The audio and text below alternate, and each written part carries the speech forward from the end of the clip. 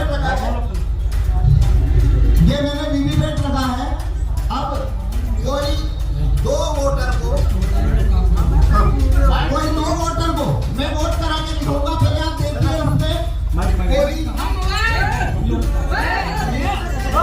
तरीके से आपने यहाँ वोट करना है, बनाना वो वोट करिए,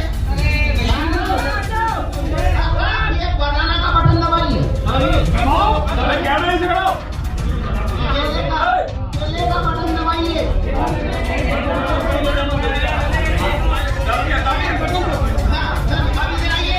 तो देखिए क्या चला आपको, वोट हो गया।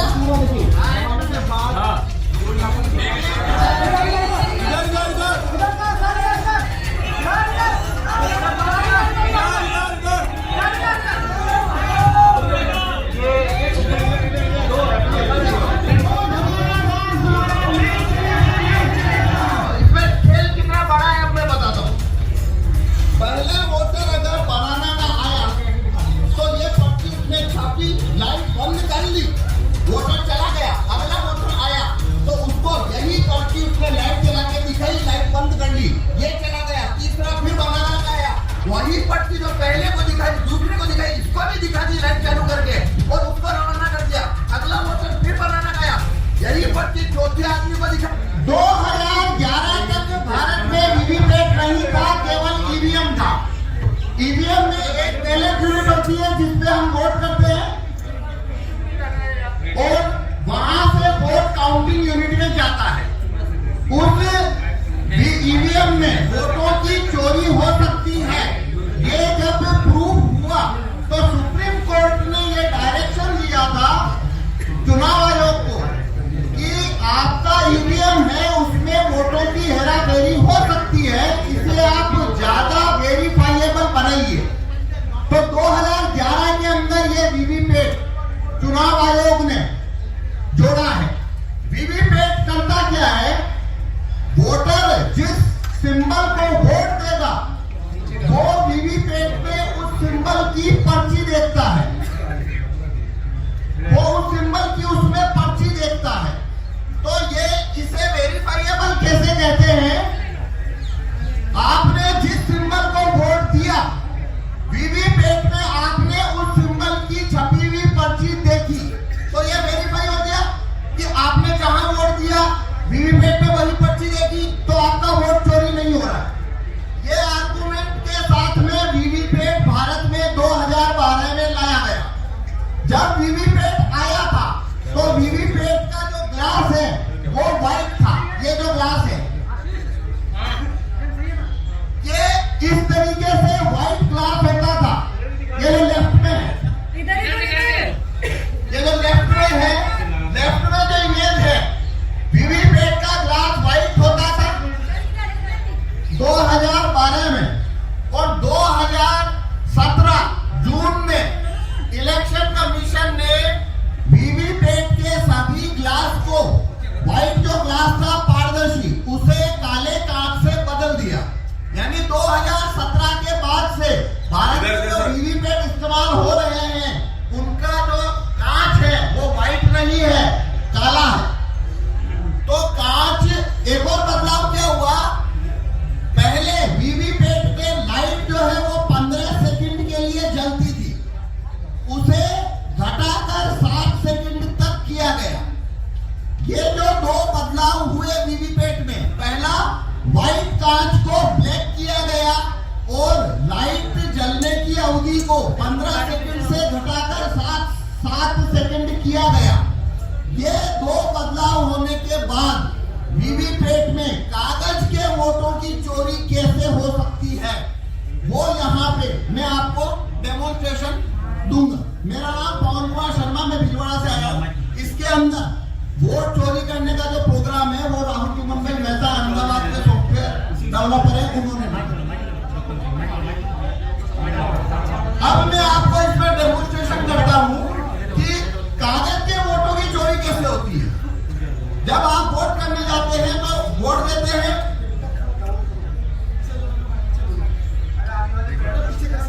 हाँ, जब आप वहां पे वोट देने जाते हैं, सिंबल पे वोट करते हैं, आप उसकी पर्ची देखते हैं और आ जाते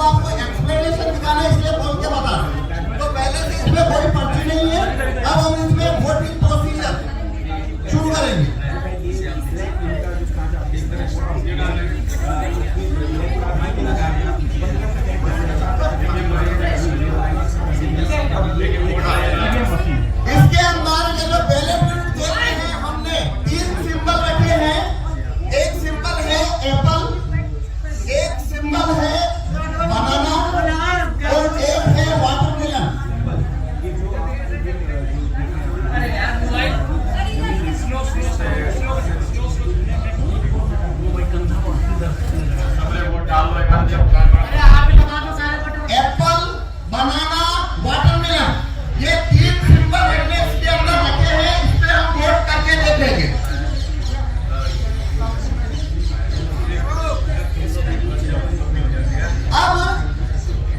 अब हमें 2 वोटर चाहिए जो इसके ऊपर वोट करेंगे, जैसे कि वो वोटर जैसे वो वोट देने आते हैं।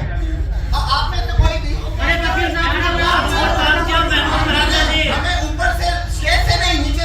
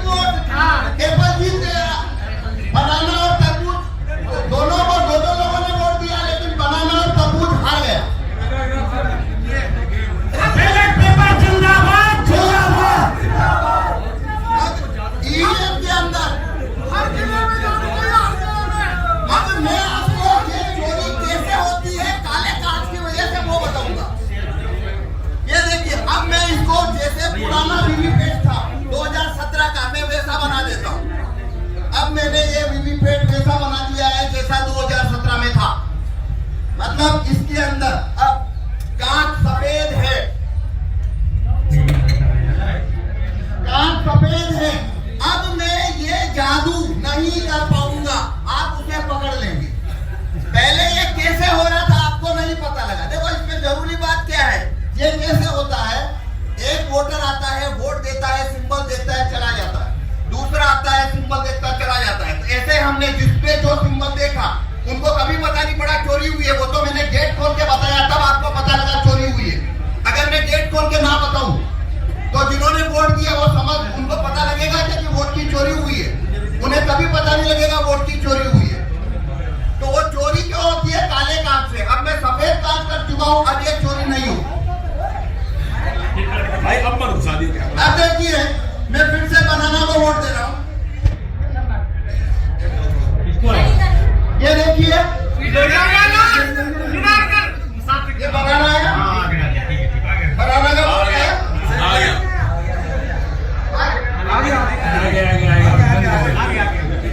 आगे बनाना अब देखिए आपको अभी बनाना दिख रहा है, आपको बनाना दिख रहा है ना? पहले 7 सेकंड बाद दिख रहा था, आपको पहले 7 सेकंड बाद दिख रहा था क्या लाइट बंद होने के बाद? अब दिख रहा है ना? पहला फर्क। अब इस वजह से क्या हो रहा है, अब वोट का चोरी नहीं होगा। क्यों नहीं होगा? कि बनाना का वोट, जिस व्यक्ति ने बनाना का वोट दिया, इस प्रिंटर ने उसका काटा नहीं है, उसको रख लिया। लेकिन वो पर्ची आपको दिखेगी क्यों नहीं? क्योंकि कांच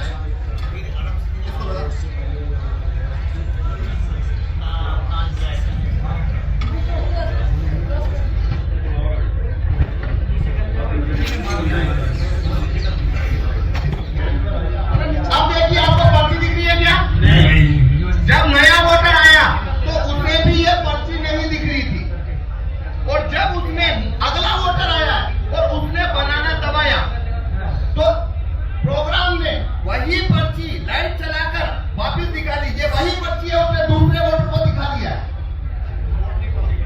वोट नहीं गिरा, वही पर्ची दूसरे को दिखा दी और लाइट बंद कर दी। अब आपको दिख रहा है वापस को।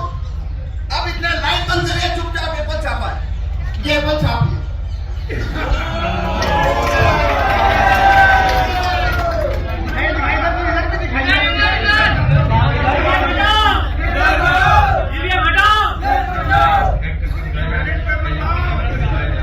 तो इसने एप्पल छापा, आपको पता लगा? किसी को पता नहीं लगा। एप्पल छापी है। अब अगर मैं ये कांच हटा,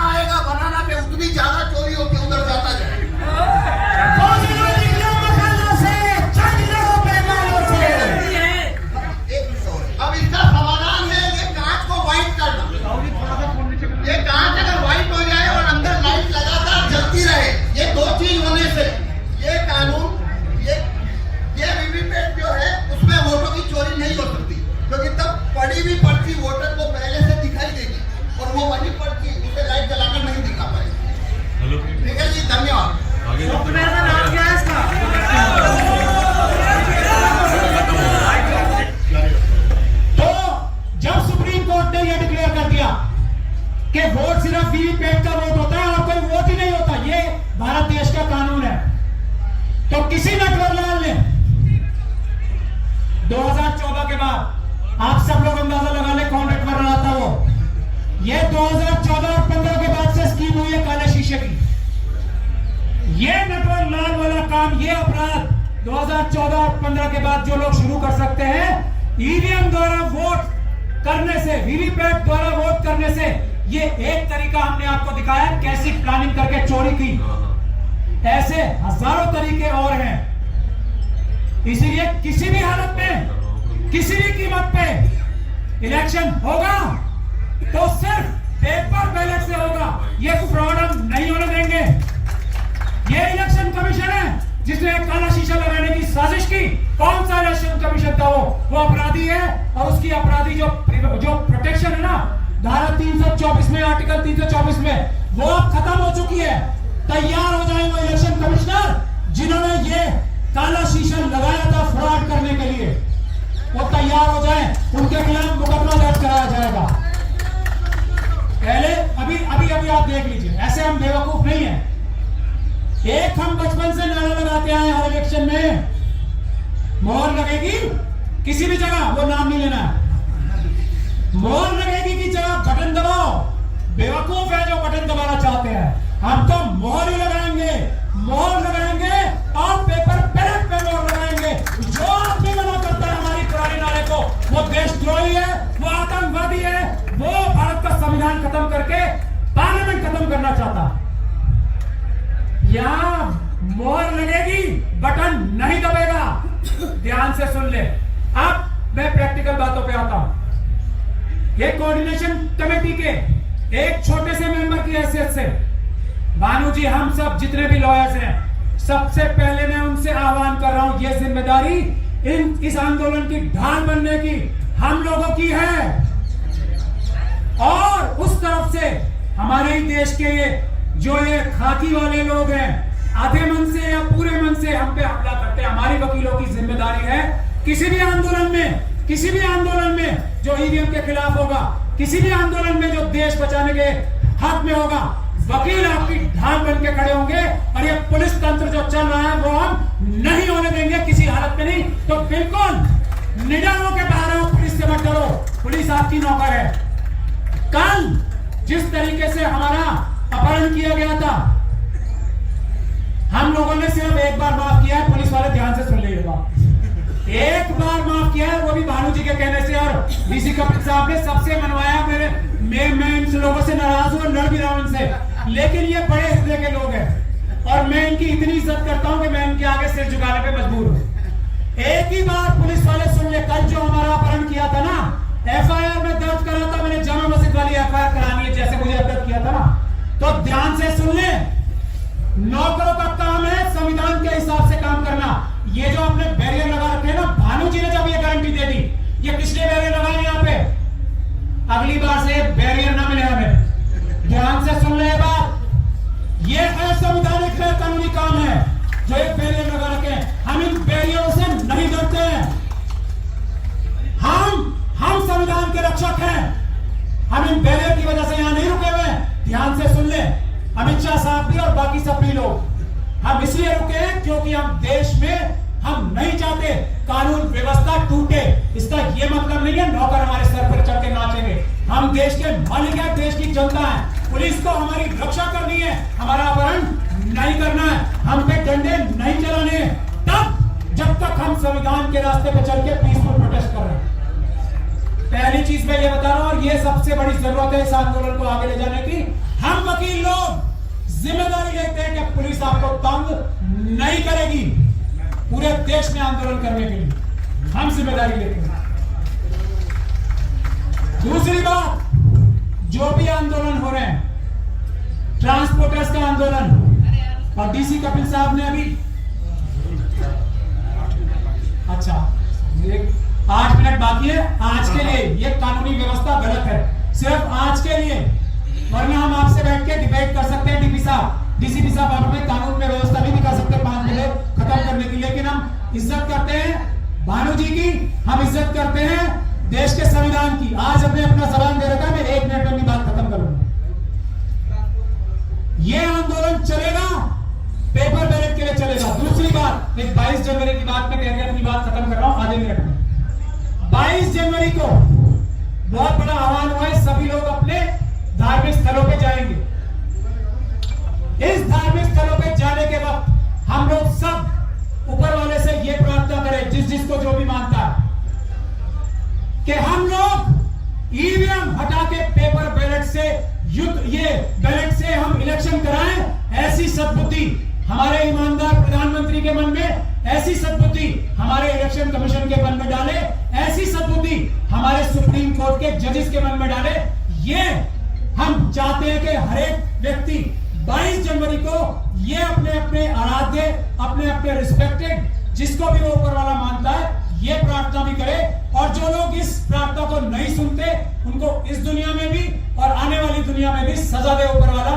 ऐसी हम गुजारिश और रिक्वेस्ट करते हैं, सब लोग ये प्रार्थना करें। बहुत बहुत धन्यवाद। कहने को बहुत कुछ है, बाद में कभी कहेंगे, अभी तो ये शुरुआत है, आगे और लड़ाई है। मैं भानु जी को ये देता हूं मंच, क्योंकि हमें 5 बजे खत्म करना है और अब 4-5 मिनट ही बचे।